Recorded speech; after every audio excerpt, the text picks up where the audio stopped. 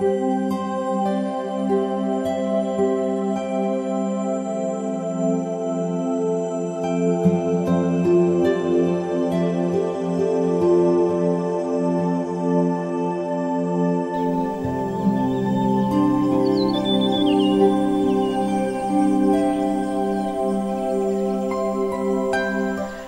लोभ्याउने खालको प्राकृतिक सुन्दरता, दुर्लभ संस्कृति, प्रकृति, वातावरण, जैविक विविधताको भण्डार, यही हो सुन्दर हिमाली जिल्ला रसुवा।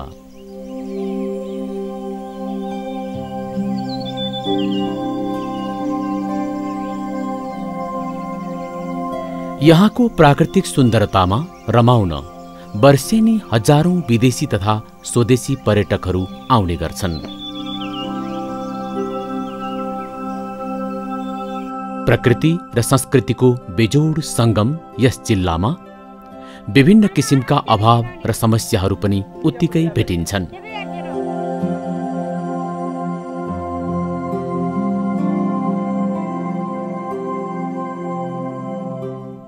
यिनै समस्याले गर्दा रसुवाले सोचे जस्तो विकासको फड्को मार्न सकेको छैन। जिल्लाका समस्याहरूलाई न्यूनीकरण गर्दै यस जिल्लाको मुहार फेर्ने लक्ष्यका साथ स्थापना भएको छ ग्रामीण पर्यटन तथा वातावरणीय शिक्षा समाज नेपाल।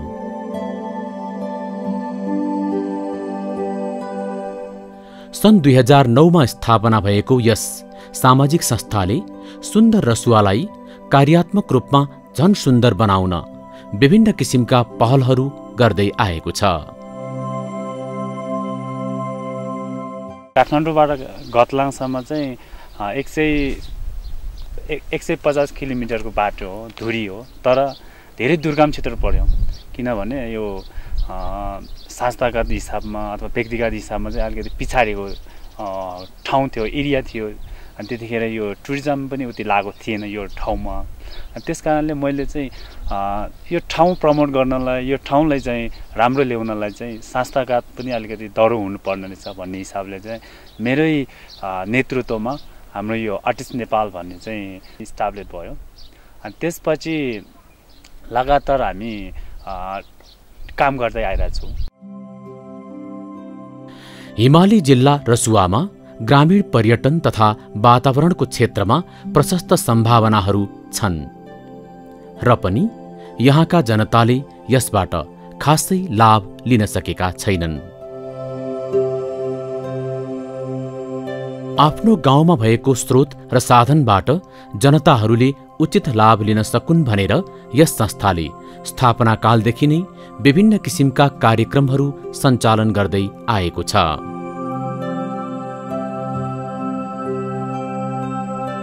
जिल्लाको शैक्षिक स्तर उकास्ने हेतुले यस संस्थाको अगुवाईमा जिल्लामा विभिन्न शैक्षिक कार्यक्रमहरू सञ्चालन गरिएका थिए। यस कार्यक्रमले गतलाङ गाउँ विकास समितिमा रहेको नेपाल राष्ट्रिय माध्यमिक विद्यालयको मुहार नै फेरिएको छ।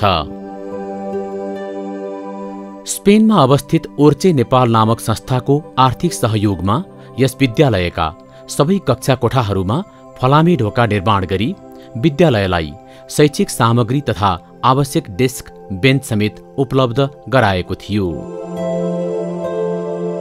संस्थाले सन् 2010 देखि यसै विद्यालयमा विदेशी स्वयंसेवक शिक्षकहरूको व्यवस्था पनि मिलाउँदै आएको छ।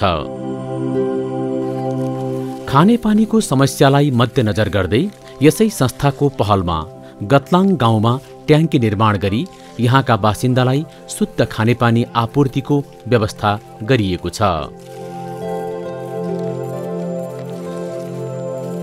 जेहेन्दार तर आर्थिक रूपले कमजोर छात्राको भविष्यलाई ध्यानमा राखेर यस संस्थाले मनोकामना छात्रवृत्ति कोषको आर्थिक सहयोगमा लामो समयदेखि सीएमए, अनमी र शिक्षा संकायमा वार्षिक 4 जना छात्रालाई छात्रवृत्ति उपलब्ध गराउँदै आएको छ। मैले मेरो आर्थिक अवस्थाको कारणले गर्दा मैले मेरो पढाइलाई स्थगित गर्नुपर्ने अवस्था थियो। तर यस संस्थाको अवसरले गर्दा मेरो पढाइ र मेरो भविष्यलाई केही हदसम्म अगाडि बढ्ने प्रेरणा मिलेको छ। खास गरी मलाई सहयोग गर्नुहुने यो संस्था र मनोकामना छात्रवृत्ति कोषलाई विशेष धन्यवाद दिन चाहन्छु। यस संस्थाले निम्न आय भएका जनताको जीविकोपार्जनमा सहयोग पुग्ने गतिविधिहरू पनि सञ्चालन गर्दै आएको छ। ग्रामीण पर्यटन तथा वातावरणीय शिक्षा समाज नेपालको अगुवाई र द माउन्टेन इन्स्टिच्युट TMI को आर्थिक सहयोगमा सन् 2010बाट MAPS MAPS कार्यक्रम अर्थात् जडीबुटी खेती कार्यक्रम जिल्लाका अति सम्भावना भएका विभिन्न गाउँ विकास समितिहरू जस्तै गतलाङ, गोल्जुङ, हाकु, चिलिमे, थुमन, डाँडागाउँ, ठुलो गाउँ र वृद्धिममा सञ्चालन गर्दै आएको छ। यो कार्यक्रम सञ्चालित क्षेत्रका गाउँ विकास समितिका समुदायलाई जडीबुटी खेती तालिम प्रदान गरी जडीबुटी खेतीको लागि आर्थिक तथा प्राविधिक सहयोग गर्दै आएको छ।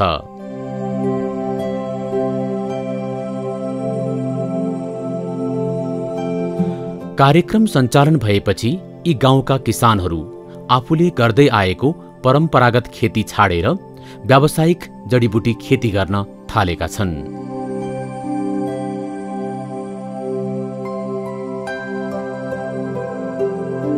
यहाँका किसानले अधिकांश ठाउँमा चिराइतो र सतुवा लगाएका छन्। यसरी व्यावसायिक जडीबुटी खेती गर्न थालेपछि यहाँका कृषकहरू हाल वार्षिक 20,000 देखि 6 लाखसम्म आम्दानी गर्न सफल भएका छन्।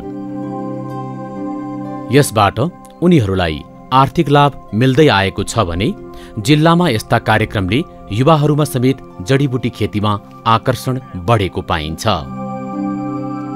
पहिला सुरुवातमा म एउटाले गरेको खेती अब अहिले त गाउँैले अब सबैले गरी जाँदाखेरि त मलाई हौसला पनि भएको, अहिले खुसी पनि भएको। सबैले गरी जाँदाखेरि 3 रोपनी यता माथि 7 रोपनी 10 रोपनी समथिङमा भइरहेछ। जम्मा मेरो गर्ने लक्ष्य चाहिँ 50 रोपनी जतिमा गर्ने लक्ष्य थियो। जग्गा लगभग पास हुँदैछ। पानीको अभाव छ अनि पानी मिल्यो भने 50 रोपनी जतिमा गर्ने लक्ष्य छ। पर्यटनको अथाह सम्भावना भएको रसुवामा नयाँ पर्यटकीय गन्तव्यको खोज अनुसन्धानको कार्यलाई संस्थाले प्राथमिकताका साथ अघि बढाएको छ। तामाङ हेरिटेज ट्रेलमा आउनुभएका इन्स्टिच्युट फर भिलेज स्टडिजका अध्यक्ष फ्रेङ्क जेम्सको सहयोगमा स्प्रिङ स्ट्रिट इन्टरनेसनल स्कुलका विद्यार्थीहरूको संलग्नतामा यस क्षेत्रमा होमस्टेको प्रवर्धन, ट्रेकिङ ट्रेलको स्तरोन्नति तथा बाटोघाटो सरसफाई जस्ता कार्यक्रम सञ्चालन गरिएका थिए। यसले यहाँको पर्यटन प्रवर्धनमा सहयोग पुगेको छ।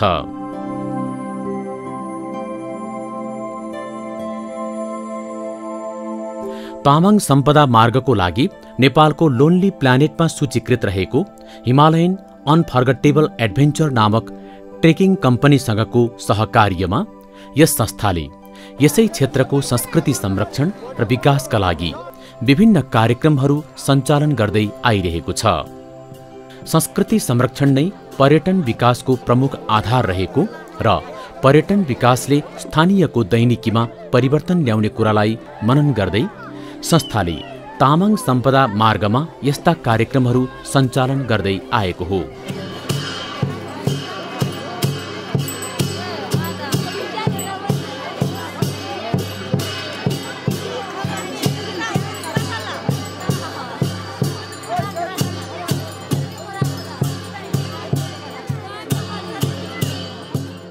संस्थाको प्रयासमा विभिन्न कार्यक्रमहरू सञ्चालन हुन थालेपछि स्थानीय जनताले प्राकृतिक तथा जैविक विविधता संरक्षण, पर्यटन प्रवर्धन जस्ता कार्यक्रममा निकै जागरुकता देखाएका छन्।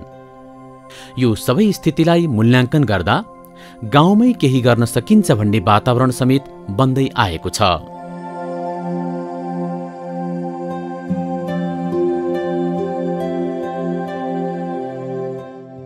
विडम्बना 2072 साल वैशाख 12 गते आएको विनाशकारी महाभूकम्पले अथाह सम्भावना बोकेको रसुवालाई ठूलो पीडा दिएको छ। जनधनको क्षति मात्र भएको छैन, बनेका धेरै संरचना लथालिङ्ग र भताभुङ्ग भएका छन्। अहिले हामीलाई धेरै समस्या परिरहेको छ सर। अब दुःख गरेर चाहिँ आफैको अब अलिअलि बाल गरेर चाहिँ बनाएको घर साराहरू पनि सफाइ भत्काइदिएको छु। अहिले भएको पैसा दिएको होइन, केही पनि होइन, घरको जनता भइरहेको छु। त्यस कारणले चाहिँ अब घर आउँ कसरी केमा बसाउँ, आफ्नो अब खानपिन पनि लिन नसक्ने जस्तो भइरहेको छु, खानेपानी भइरहेको छु, थिएको टोइलेट पनि सफाइ भत्काएको छु। त्यस भएर चाहिँ हामीलाई अब वनमै बसाउँ भने के बनाएर बसिराखौँ, खाइराखौँ भने थिएको खानपिन पनि सबै अब छोपिसकेको छु। त्यस भएर चाहिँ हामी जनता ढिडी गरी दुःख परिरहेको छु। ठाउँ ठाउँमा पहिरो जानुका साथै खेतीयोग्य जमिन धाँजा धाँजा परेको छ। समृद्धिको बाटोमा लम्कदै गरेका केही गाउँहरू पूर्ण रूपमा स्थानान्तरण गर्नुपर्ने भएका छन्।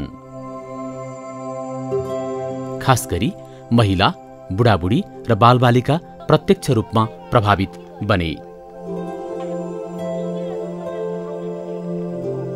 बस्ने र खानेकुराको उचित व्यवस्थापन नहुँदा बालबालिकाहरू घर वरिपरि पाइने खानयोग्य वनस्पतिहरू समेत खाएर बाँच्न बाध्य भए।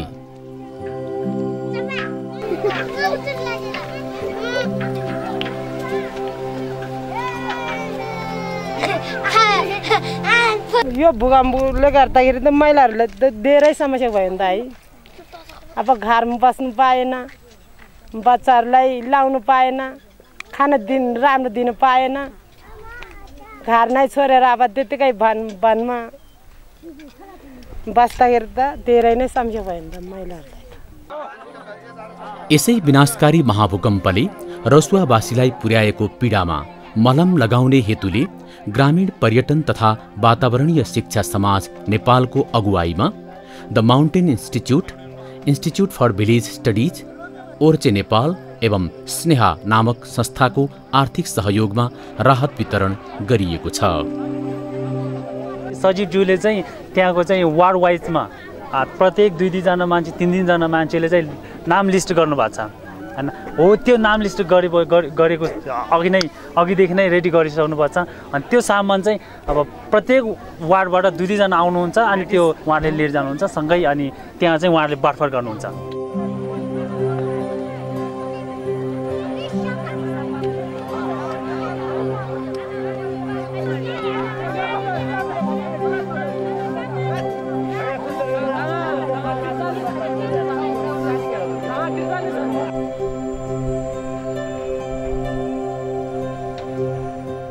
तिरपालसम्म हामीलाई थिएन, हामी एकदम आकाशमुनि नै थियो र त्यसमा चाहिँ केही सङ्घ संस्थाहरूले चाहिँ यसरी तिरपालहरू केही हामीलाई तत्कालीन खानेकुराहरू चाहिँ ल्याएर चाहिँ हामीलाई यहाँसम्म पुर्याउनु भयो। त्यो उहाँहरूलाई चाहिँ म एकदम धन्यवाद दिन चाहन्छु म यो गतलाङवासीको तर्फबाट। किन भन्दा यो गतलाङवासीको चाहिँ पुरै चाहिँ घरहरू चाहिँ जोडिएको बनाएको हुँदाखेरि पूर्ण रूपमा ध्वस्त भएको घरहरूले अरू घरलाई पनि क्षति पुर्याएर कसैको खानेकुरा अन्नबाली केही पनि निकाल्न सकिरहेको थिएन। त्यसले गर्दाखेरि हामी 1-2 दिन त भोगाइ पनि भयौँ होला। त्यसकारण यो सङ्घ संस्थाहरूले अलिकति यो खानेकुराहरू भनौँ न रासन पानीको व्यवस्था गरिदिएकोमा उहाँलाई पुनः धन्यवाद दिन चाहन्छु। भूकम्पले ठूलो क्षति पुर्याएका गतलाङ, गोलजुङ, हाकु, डाँडागाउँ लगायतका गाउँ विकास समितिमा रहेका प्राथमिक तहका विद्यार्थीहरूलाई झोला, कापी कलम, वर्षादी लगायतका सामग्री वितरण गरिएको छ। यसरी शैक्षिक सामग्री वितरण गर्नाले यहाँका बालबालिकाको शैक्षिक अवस्थामा सुधार आउने विश्वास गरिएको छ भने यस्ता सामग्री पाएर यहाँका विद्यार्थीहरू पनि खुबै खुसी देखिएका छन्। झोला पाउनुभयो, रेनकोट पाउनुभयो, कपी पाउनुभयो, ड्रइङ कपी पाउनुभयो, पेन पाउनुभयो, पेन्सिल पाउनुभयो, इरेजर पाउनुभयो, कटर पाउनुभयो।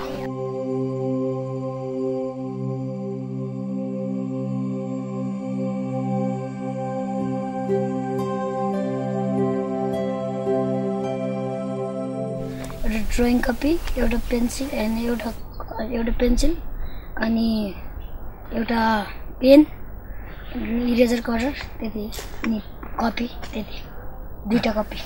अब कहाँबाट किन्ने हामीलाई हैन। अब त्यहाँबाट दिँदाखेरि हामीलाई सजिलो भयो। अब ड्रइङ गर्न पाएको, लेख्न पायो, सजिलो भयो।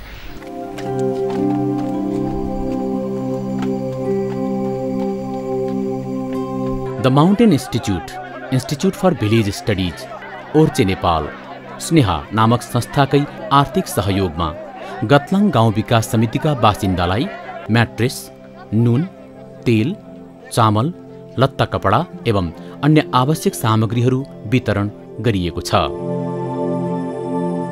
हाम्रो धेरै पहिलादेखिको सहकारी हो। टिएमआईले चाहिँ आर्टिस्ट नेपालसँग मोस्टली चाहिँ Maps, medicinal and aromatic plants, mostly चाहिँ चिराइतोको व्यवसायमा यहाँको लोकल मान्छेहरूलाई लगाएर त्यसको खेती गर्नेदेखि गर्थ्यो। तर अहिलेको जुन भूकम्पको अवस्था छ त्यो बेलामा चाहिँ के गरौँ, आफूले काम गरेको ठाउँको लागि हाम्रो संस्था रिलिफ दिने काम गर्दैन, तर पनि आफूले काम गरेको ठाउँको मान्छेहरूको लागि केही सहयोग गरौँ भन्ने सोचले चाहिँ हामीले चाहिँ सानो सहयोग चाहिँ जुटाएर आज हामी यहाँसम्म आएका छौँ। विनाशकारी महाभूकम्पसँगै हाकु गाउँ विकास समितिमा भएको आगलागीमा 23 घरधुरी पूर्ण रूपले नष्ट भएका थिए। हाकु गाउँ विकास समितिमा आगलागी भएका एवं गतलाङ गाउँ विकास समितिमा भूकम्पले पूर्ण क्षति भएका 150 घरधुरीलाई आवश्यक भाँडाकुँडा समेत वितरण गरिएको थियो।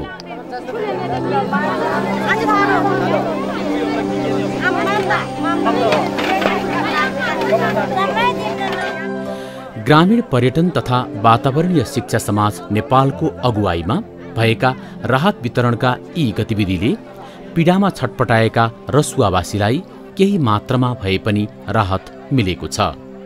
यो एड्रेस संस्थाले र हाम्रो लागि जति पनि मेटिसहरू छ धुरी बिजे दिने भनिरहेको छ, धुरी बिजे दिनुभएको छ र त्यसको लागि पनि धन्यवाद। नुन 2 प्याकेट दिनुभएको छ र अनि फेरि जति पनि स्कुलमा चाहिने सबै सामानहरू र विद्यार्थीहरूको लागि खेलकुदको लागि र बोल, नेट र जति पनि र बच्चाहरूलाई खेल्ने र पुतलीहरू जति पनि र अघि नै भन्नुभएको थियो र गाल, पिक र त्यो आरा र सबै दिनुभएको छ। यस संस्थाको पहल एवं टिएमआईको आर्थिक सहयोगमा गतलाङ, गोल्जुङ र हाकु गाउँ विकास समितिका केही गाउँलाई खानेपानीको पाइप, हेलटेक ट्याङ्की एवं धारा उपलब्ध गराइएको छ।